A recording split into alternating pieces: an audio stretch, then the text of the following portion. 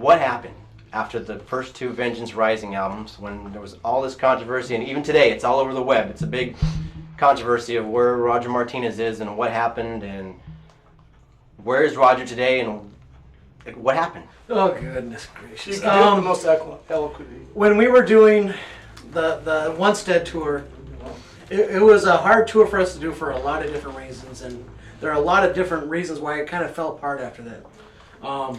It was just a hard tour in the first place. We had a lot of issues to deal with, just the transportation issues were trouble. Roger had a brother who died on the tour. I was engaged to get married, had a lot of responsibilities. After the tour, we were pretty much drained just as a whole as a band. And when we came to the end, we go, you know, let's just call it quits for now, unless something else leads us to do it.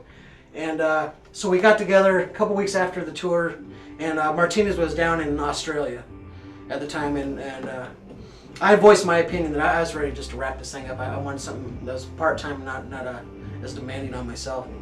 And so we looked at all we had to do to try to dissolve the band, and we decided, okay, we have this much merchandise left, we have this much touring equipment, we sell trailers and other stuff. We go, okay, well, if we liquidate everything and we each divvy up whatever is remaining as far as debt-wise, we could probably dissolve the whole thing pretty easily. Martinez did not want to dissolve the band. Yeah, see, a big part of that too is because we did really well with merchandise. Vengeance sold a lot of merchandise. So when we came back, we thought, well, maybe we can, we still had, 2 records under contract to do with Intense or something, 3.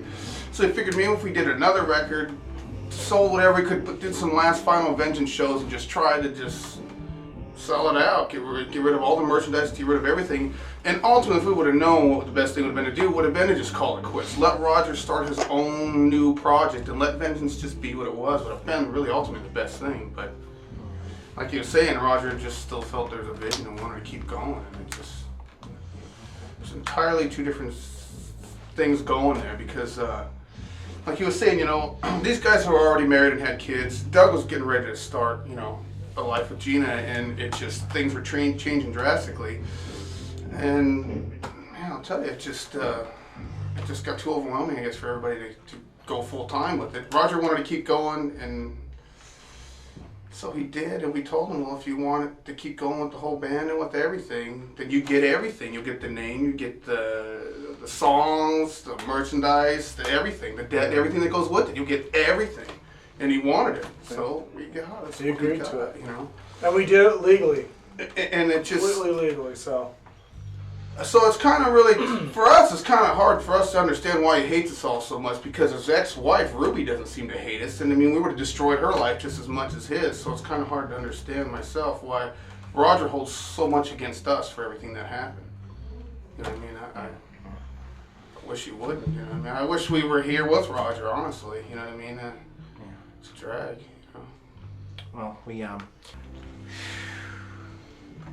It just surprises me because right after this happened, Heaven's Metal magazine jumped on it. Boom, man! Everybody had their say in this. It's like at that time that was the Christian metal voice. Everybody read that magazine.